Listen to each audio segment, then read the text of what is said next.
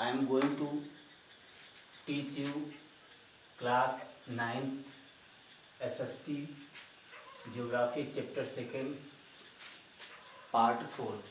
So today I am going to talk about northern plain, coastal plain and island.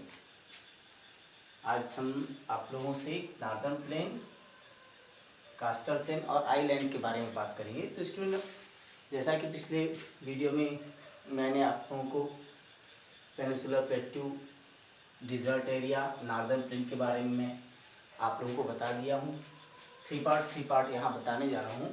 तो इसमें जो है northern plain को देखें तो नॉर्दर्न प्लेन जो है वो नॉर्थ में, जहाँ से जो इंडस रिवर का प्लेन, इंडस द्वारा सिंचित नदी है, वहाँ से लेकर के जो नॉर्थ ईस्ट में देखें तो जो ब्रह्मपुत्र क्षेत्र है वहाँ तक फैला हुआ है।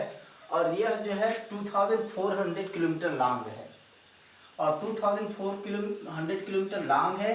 इसके अलावा 240 to 320 किलोमीटर ब्रॉड है।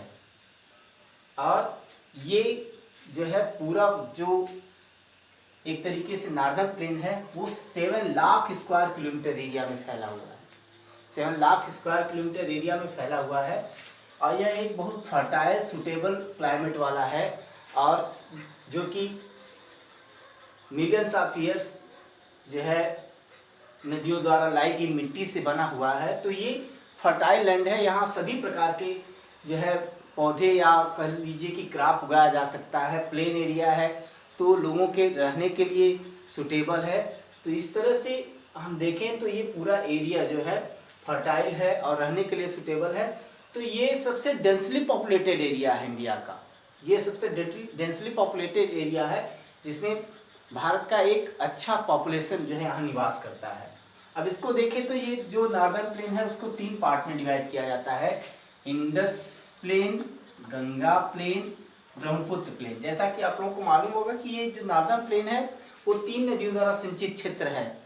इंडस, गंगा और ब्रह्मपुत्र का मैदान कहा जाता है, इससे सिंचित क्षेत्र है। तो ये देखें तो पहला इंडस प्लेन जो है वो इंडस रिवर और इंडस रिवर द्वारा लाई गई जो इंडस रिवर और इंडस रिवर की जो ट्रिब्यूटरीज हैं उनके द्वारा लाई गई मिट्टी से बना हुआ है। तो इंडस रिवर और इंडस की जो ट्रिब्यूटरीज हैं जिसमें है सतलज,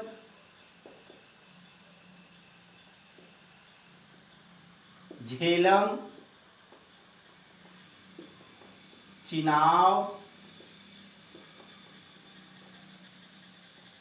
एंड ब्यास। ये 4-5 नदियां हैं: सतलज, रावी, झेलम, चिनाब, ब्यास। सतलज, रावी, झेलम, चिनाब, ब्यास। ये 5 नदियों द्वारा लाई गई सिंचित या 5 नदियों द्वारा लाई गई मिट्टी से बना हुआ क्षेत्र है। इसीलिए इसको कहते हैं पंजाब। पंजाब जैसा नाम से ही पंजाब, 5 नदियों का सिंचित क्षेत्र, तो इसीलिए इसको पंजाब प्लेन के नाम से भी जानते हैं। इसके बाद देखें तो गंगा प्लेन। गंगा प्लेन की बात करते हैं तो गंगा प्लेन जो है घाघरा रिवर से लेकर के टिस्टा रिवर के बीच का जो क्षेत्र है वो जो है गंगा प्लेन में आता है। गंगा प्लेन मुख्य रूप से गंगा और गंगा की जो सहायक नदी यमुना है, या कह लीजिए गंगा और गंगा की जो सहायक नदियां हैं घाघरा, गंडक, कोसी, ब्यास, बेतवा, केन और यमुना, इन सब नदियों के द्वारा लाई गई मिट्टी से ये बना हुआ है। और यह मुख्य रूप से उत्तराखंड, उत्तर प्रदेश, बिहार, झारखंड का कुछ क्षेत्र, कुछ वेस्ट बंगाल का क्षेत्र जो है इसमें आता है, जो कि एक फर्टाइल लैंड है। जो कि कह लें तो यहाँ हर प्रकार के जो है जो अलग अलग अनाज है, या शुगर कैन है, या वीट है, या जो चावल है, ये यहाँ उगाया जाता है। और ब्रह्मपुत्र देखें तो ब्रह्मपुत्र प्लेन जो है वो असम का जो क्षेत्र है, या कहने की जो नॉर्थ ईस्टर्न स्टेट है वहाँ ब्रह्मपुत्र द्वारा सिंचित क्षेत्र है, या उसे असम प्लेन के नाम से भी हम जानते हैं। इसके बाद देखें तो ये जो तंत्र है उस तंत्र को 4 पार्ट में डिवाइड किया जाता है, जिसको कहते हैं भाबर, तराई, बांगड़, खादड़। तो इस तरह देखें तो जो भाबर है, जैसे हिमालय से जब नदियां मैदानी क्षेत्र में आती हैं तो मैदानी क्षेत्र पे आने पर जो ढेर सारा कंकड़ पत्थर ला करके मुहाने पर जमा कर देती हैं। मुहाने पर जमा कर देने से क्या है कि वहाँ कंकड़ जमा हो जाने के कारण नदियाँ क्या है 8 से 16 किलोमीटर तक क्या है डिसअपियर हो जाती हैं, उन कंकड़ के नीचे से होके बहने लगती हैं। 8 से 16 किलोमीटर तक ये नदियाँ दिखाई ही नहीं देती हैं, और ये पानी जो है नदी का पानी वो जो है उस कंकड़ के नीचे से बहता है, वो 8 से 16 किलोमीटर तक ये नदियाँ दिखाई ही नहीं देती। इस क्षेत्र को जो है कहा जाता है भाबर, भाबर का क्षेत्र कहा जाता है। और ये भाबर का क्षेत्र से जो फिर जहाँ से नदियाँ फिर बाहर निकलती हैं वो एरिया मार्सी या दलदल का क्षेत्र हो जाता है, पूरी तरह से दलदली क्षेत्र हो जाता है या मार्सी रीजन हो जाता है। इसी मार्सी रीजन को जो है तराई क्षेत्र कहा जाता है, तराई क्षेत्र कहा जाता है। तो देखें जो उत्तर प्रदेश का लखीमपुर खीरी है जो है तराई क्षेत्र है, जो कि दुधवा नेशनल पार्क वहाँ जो है इसी मार्सी क्षेत्र में इस्टेब्लिश है। इसके बाद है बांगड़। बांगड़ नदी क्या है, बांगड़ जो है, बांगड़ एक तरीके से वह क्षेत्र होता है जहाँ की नदियों का पुरानी जो है मिट्टी लाई गई होती है लंबे समय तक, जो कि कास्ट से कुछ दूरी पर होता है, नदियों के तट से कुछ दूरी पर होता है। तो उस तरह का जो होता है प्लेन उसे बांगड़ कहते हैं। लेकिन जो नदियों के किनारे का क्षेत्र होता है जहाँ हमेशा फ्लड प्लेन जिसको कह सकते हैं, या बाढ़ के समय जो प्रभावित होता है, बार बार उसकी फर्टिलिटी न्यूअर होती रहती है, उसको जो है खादर के नाम से जाना जाता है। न्यूअर फर्टाइल लैंड को खादर के नाम से जाना जाता है।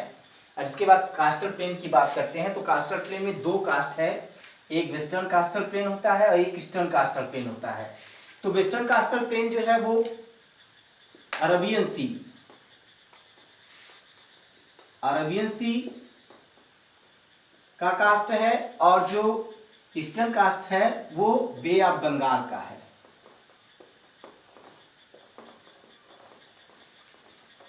बे ऑफ बंगाल का कास्ट है। तो अरबियन सी का कास्ट देखें तो अरबियन सी के कास्ट को 3 पार्ट में डिवाइड किया जाता है।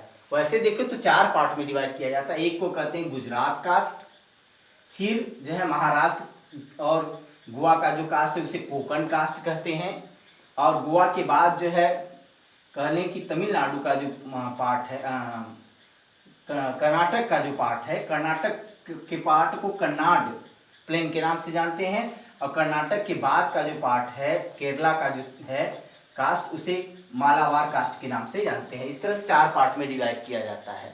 तो ये जो वेस्टर्न कास्टल प्लेन है बहुत फर्टाइल लैंड है, जैसा कि मैं आपको बताया था कि वेस्टर्न घाट पैरेलल इसके जाता है। वेस्टर्न घाट का एलिवेशन जो है वो ईस्ट साइड होता है, तो जो तेज हवाएं चलती हैं वो रोक लेता है ये वेस्टर्न घाट, और वेस्टर्न घाट पर बहुत ज़्यादा वर्षा होता है, इसलिए ये फर्टाइल लैंड है, यहाँ एग्रीकल्चर का फेवरेबल है। और ईस्टर्न कास्टल प्लेन देखें तो ईस्टर्न कास्टल प्लेन जो है बे ऑफ बंगाल का कास्ट है, और इसको जो है 2 पार्ट में डिवाइड करते हैं, नॉर्दर्न सर्कल और कोरोमंडल कास्ट। तो इस तरह नॉर्दर्न सर्कल और कोरोमंडल कास्ट, इसी में जो है चिल्का लेक भी आता है, और कोरोमंडल कास्ट में कई नदियाँ बहती हैं। कोरोमंडल कास्ट में महानदी, गोदावरी, कृष्णा और कावेरी मुख्य नदियाँ जो ईस्टर्न हैं, जो कि बे ऑफ बंगाल में जाके गिरती हैं, सब जो है कोरोमंडल कास्ट में ही बहती हैं, जो कि एक फर्टाइल लैंड है। इसके बाद बात करते हैं तो आइलैंड की बात करते हैं। तो भारत में 2 मुख्य रूप से आइलैंड है, एक जो है अंडमान निकोबार,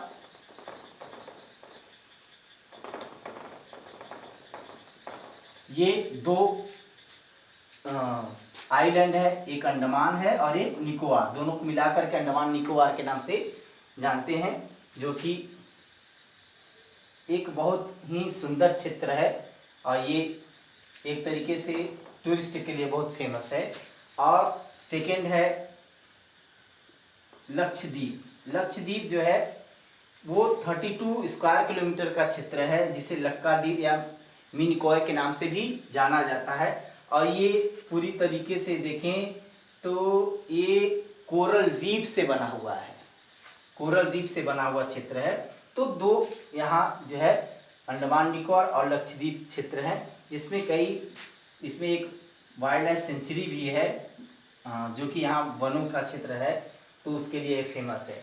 तो इस तरह देखें तो स्टूडेंट आज के इस वीडियो से जो ज्योग्राफी का सेकेंड चैप्टर है फिजियोग्राफिकल डिवीज़न ऑफ इंडिया यहीं समाप्त होता है। इसका जो एक्सरसाइज वर्क होगा मैं नेक्स्ट डे इसको एक्सरसाइज आपको प्रोवाइड कराऊंगा। आज के लिए इतना ही। That's all.